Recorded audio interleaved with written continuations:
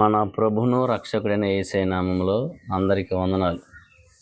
మంచిది. బైబిల్ గ్రంథంలో అబ్రహామును దేవుడు ఆశీర్వదించి వాగ్దాన పుత్రుడిగా ఇస్సాకును అనుగ్రహించి ఇస్సాకుకు సంతతిగా యాకోబును దేవుడు అనుగ్రహించి యాకోబు ద్వారానే ఇశ్రాయేలు సంతతి విస్తరించబడటం మనం చూడగలుగుతాం.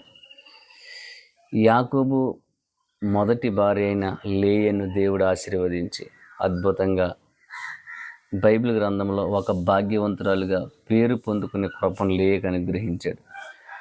7 పిల్లలకు తల్లిగా 12 మంది గోత్రకర్తలలో 6 తన కుమారులే గోత్రకర్తలుగా పేరు పొంది భాగ్యవంతురాలుగా పేరు పొందిన ఆమె ఈ లేయ. ఎవరు ఈ లేయ అంటే లాబాను పెద్ద కుమార్తె. ఆదికాండ గ్రంథం 29వ అధ్యాయం 16-17 వచనాల్లో రాయబడింది. లాబానుకి 2 కుమార్తెలు ఉన్నారు. పెద్దదాని పేరు లేయ, రెండో ఆమె పేరు రాహేలు. లేయ జబ్బు కళ్ళు కలిగింది, రాహేలు సుందరమైనది.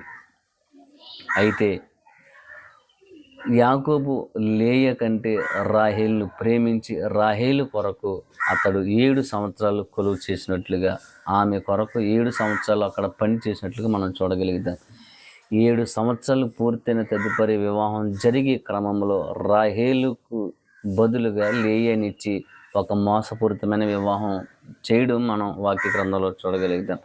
అందుకనే ఉదయాన్నే ఈమె లేయ అని ఎరిగి యాకోబు లేచి లాబాను వద్దకు వెళ్ళి, లాబానా, నీవు చేసిన నాకు ఈ అన్యాయం ఏంటి? ఈ మోసపూరితమైన పని ఏంటి? నేను రాహేలు కొరకే కదా నేను కొలువు చేశానని. ఇలాంటి సమయంలో లేయ ఎంత నలిగిపోయి ఉంటుందో. అయ్యో, రాహేలు ప్రేమించినంతగా యాకోబు నన్ను ప్రేమించలేదు, నన్ను ఇష్టపడలేదు అని ఆమె చాలా నలిగిపోయే ఉండొచ్చు.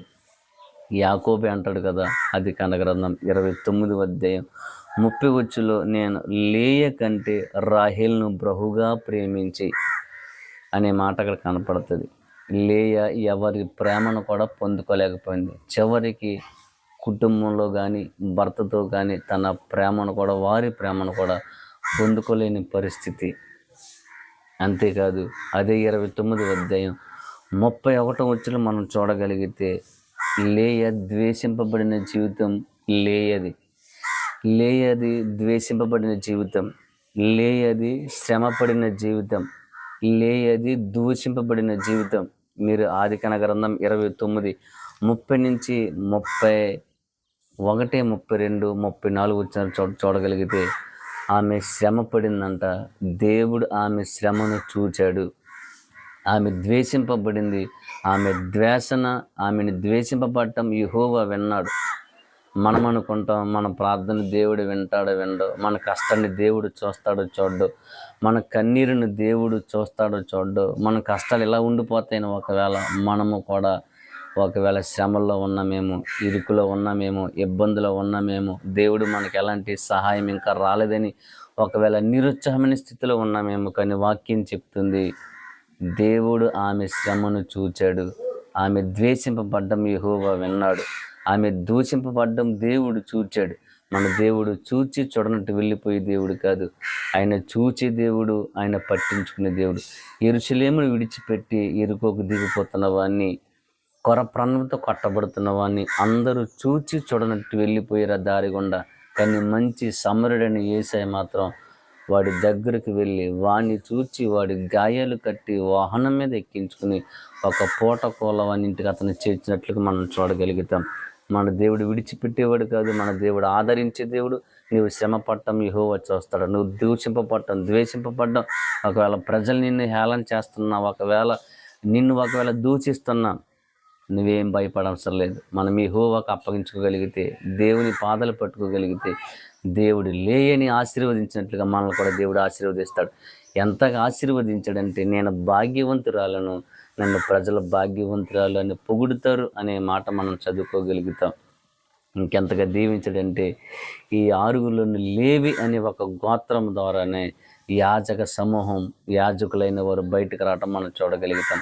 అంతేకాదు రాజుల సమూహం యోధా నుంచి యోధా గోత్రము నుంచే దావీదు రావటం, ఈ దావీదు నుంచే యోధా గోత్రముగా కొత్త సమూహముగా యేసయ్య భూమి మీదకి రావటం మనం చూడగలుగుతాం. ఒక ఎన్నిక ఏర్పాటు లేని ఈమె జీవితంలో ద్వేషింపబడిన జీవితాన్ని, శ్రమపడిన జీవితాన్ని, దూషింపబడుతున్న జీవితాన్ని దేవుడు అద్భుతంగా దేవుడు ఆశీర్వదించాడు.